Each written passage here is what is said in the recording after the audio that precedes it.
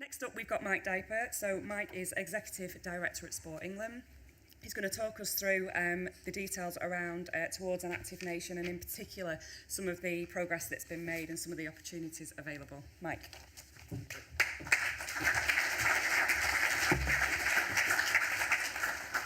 Thank you, Yvonne, and good morning. I really welcome the chance to update you on how Towards an Active Nation is going, and I hope that will encourage you to continue to work with us. I'm going to particularly focus on tackling inactivity this morning. This is the challenge, and I hope it's a challenge that we share. It's fantastic that Active Lives back in January showed that the snapshot was 60%, just over 60% of people were doing 150 minutes of moderate intensity activity, the recommendation from the Chief Medical Officer.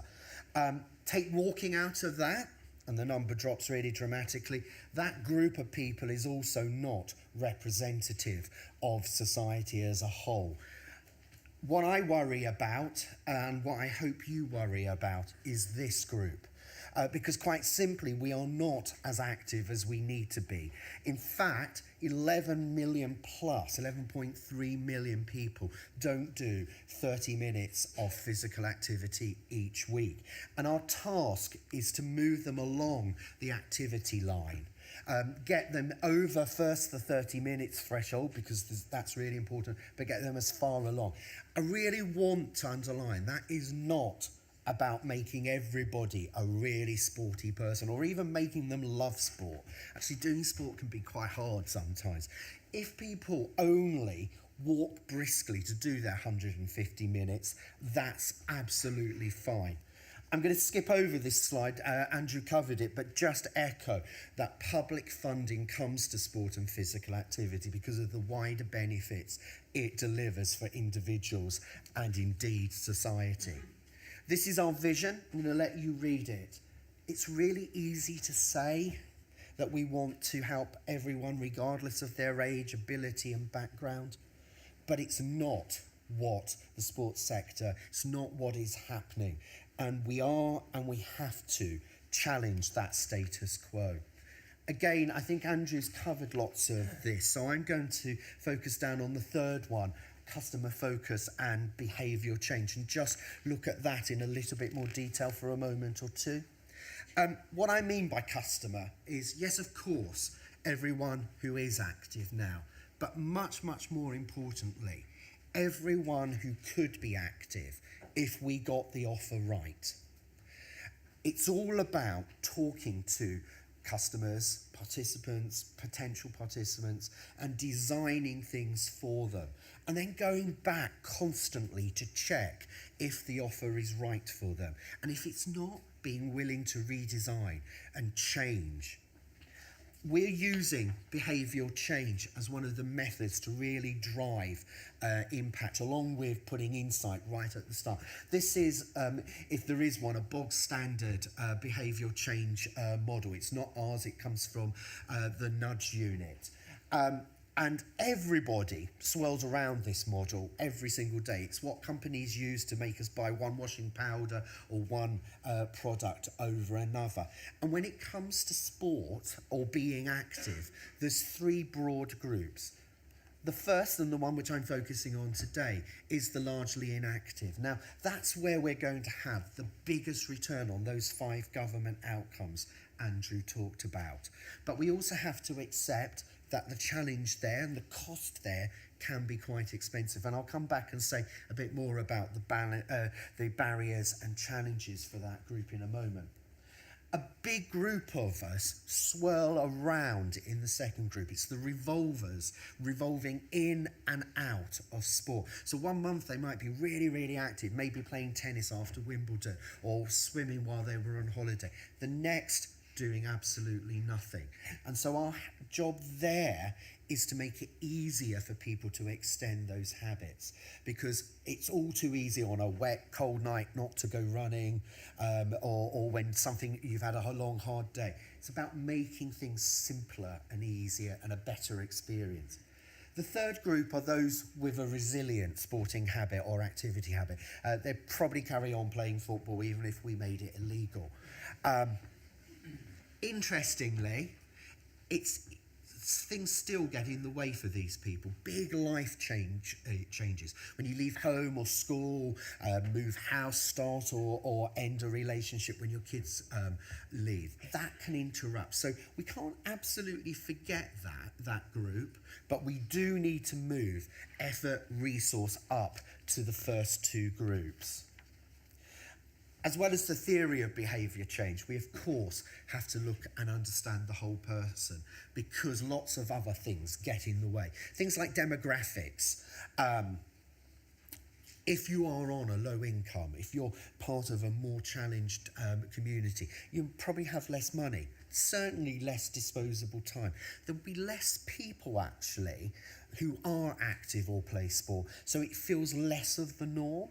So we need to talk differently to that group. Geography can get in the way. If you're in a more rural area, maybe you have to travel to facilities, or there isn't the range of options you would like.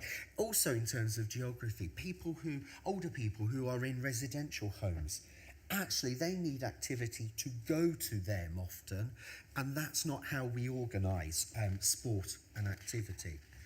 I'm going to focus down now a little bit on tackling inactivity, because it's our biggest challenge, and it's certainly not an easy job. I hope I don't need to make the case for tackling inactivity. The stats are really frightening.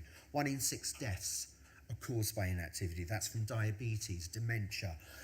You can't avoid those things, but you can sometimes push them away with activity. That's the same number as deaths as smoking, and the cost is $7 billion and rising.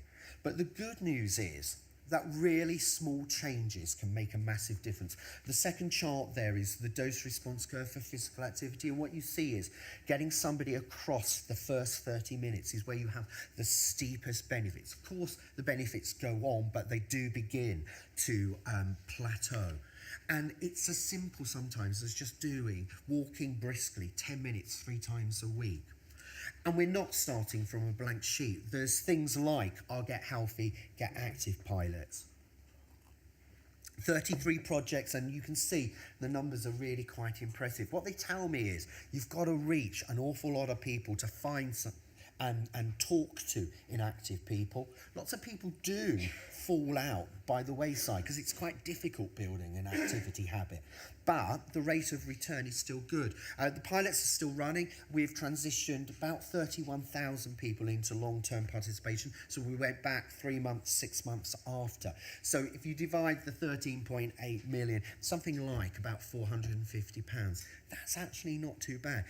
Going to your doctor, having high blood pressure tablets or something else costs a lot more than that. It's all been about finding great partners who really can talk and understand the needs of people who are inactive. You can see some of them on the screen. The most successful projects share some really common factors. They're all multi-agency, often including non-sports organisation, and actually the very best have usually been led by a non-sports organisation. And crucially, an individual's motivation for getting involved with these projects wasn't about exercising, getting sporty, being active. It was much, much more personal. It was maybe about dealing with their sense of loneliness, or they felt unconnected to their community, or they wanted to build some new skills. And as well as the numbers, the learning we've got from Get Healthy, Get Active has been really important. These are the 10 principles which have emerged, and they can really help you build your offer for inactive people and the services we provide to them. We're going to look at 1 or 2 of them in a little bit more detail. The detail is on our website, just on the Insights section. The first I'm going to look at is understanding inactivity. When we talk about inactive people, I wonder if this is where our mind goes. If we're honest, is this where our mind goes? Now, this is a real man. He's been supported and helped through Intelligent Health. He exists and other people do. They need our help, but actually, the stereotype is really misleading. Because most inactive people don't look like that. And actually, it also suggests that it's a Herculean task. And I want to assure you it's not. If all we're talking about is going brisk walking for 10 minutes 3 times a week, we can help lots of people do that. And actually, when you begin to break down the inactive group, that 11.3 million people, the task becomes a bit more simpler and easier. There's 3 distinct groups. The first, big number of them, about 57%, just over 6 million, are virtually doing nothing. That group really over indexes on older people, people on low incomes, people with disabilities.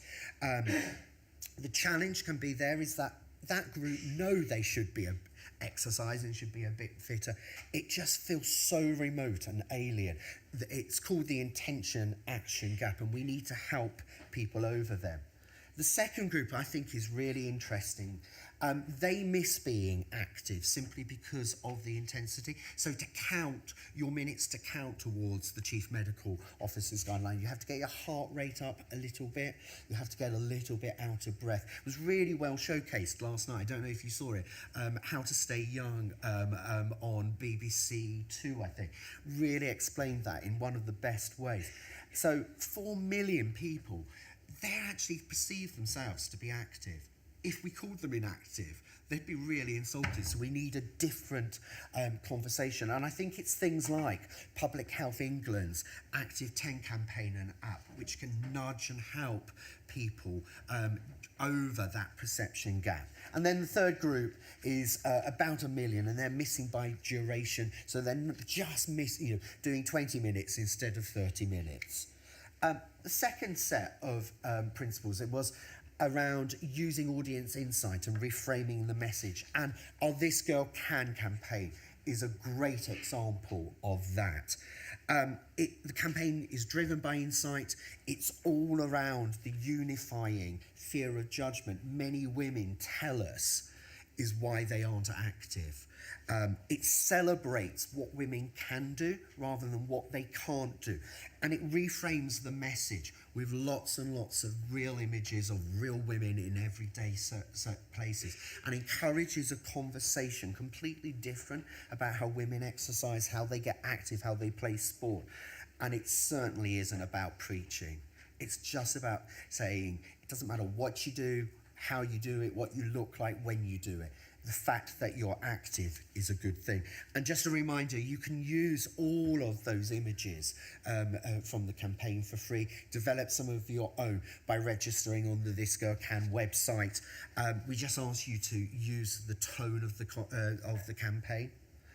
Final principle, designing, I'm going to look at today, designing the offer for the audience. One of the clearest messages coming out of Get Healthy, Get Active is if you just try and shoehorn an inactive person into the existing offer or just adapt it a bit, it doesn't really work. You have to often start from scratch, co-design with people.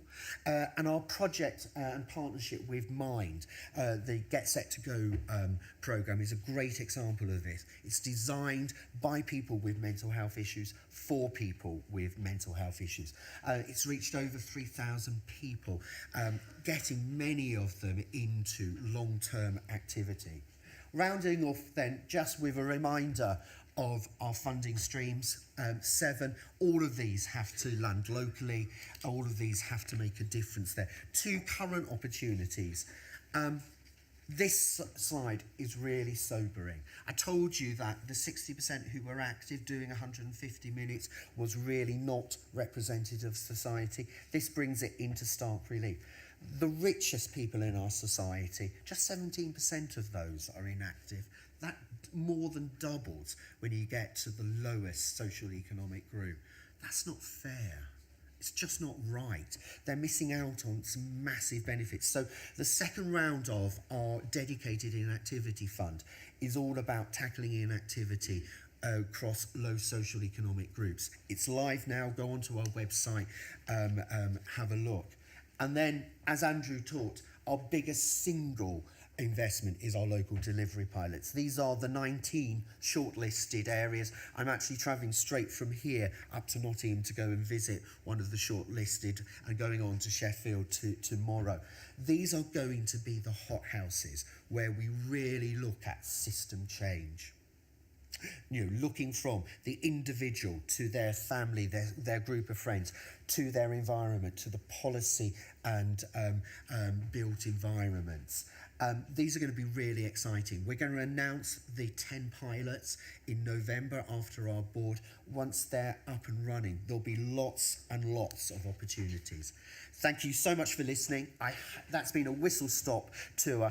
I hope it's given you some food for thought, but I hope you will also continue to work with us. Thank you very much.